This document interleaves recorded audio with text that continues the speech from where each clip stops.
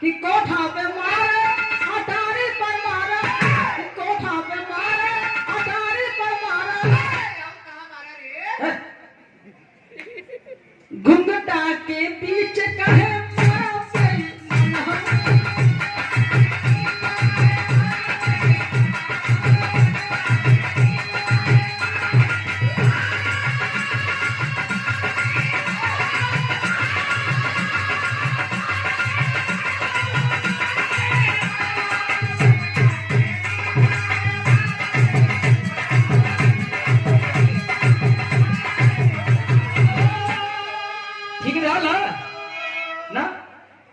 मनोकामना पूर्ण है। क्या रे? पसीना अच्छा कहले ठीक है तो कहा लहजा गलत है।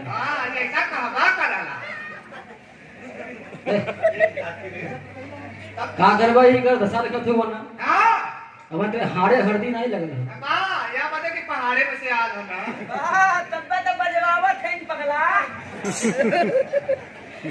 अब कर बिया नहीं बोल लेकिन तई मां छथौले हो करे जब बता ना जाए तो किचन न मिली फिर क्या बच्चा इतना को बोलन घरे हां ये तो ऐसे ही रियाज है पढ़ाई से तो एकर है और करे भैया का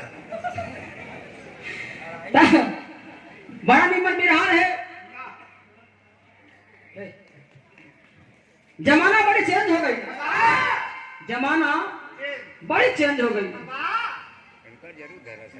पहले लोग बतावल जौने घर में एक जौने घर में गांव में एक पतो गहना पहन के आ जाए ना भैया वही गहना पहना के पूरे गांव को पतो हो जाए इतना प्रेम रहा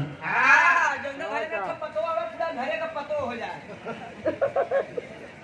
समरावे बताओ ना कि पहले पहले गीत कहाँ से उठा बड़ी पुरान पुरान बताओ गीत पुरान चीज मजा देला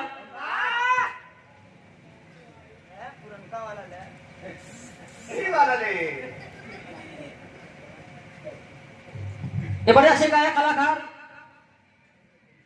आप श्रीमान विष्णु यादव जी कांवड़ ज्ञानपुर से तो क्या पता है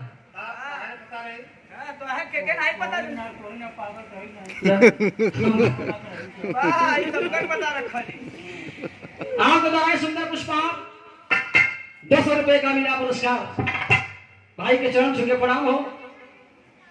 गायकी बनल है जहां रहा आबाद रहा खुशहाल रहा यहाँ आबाद रहा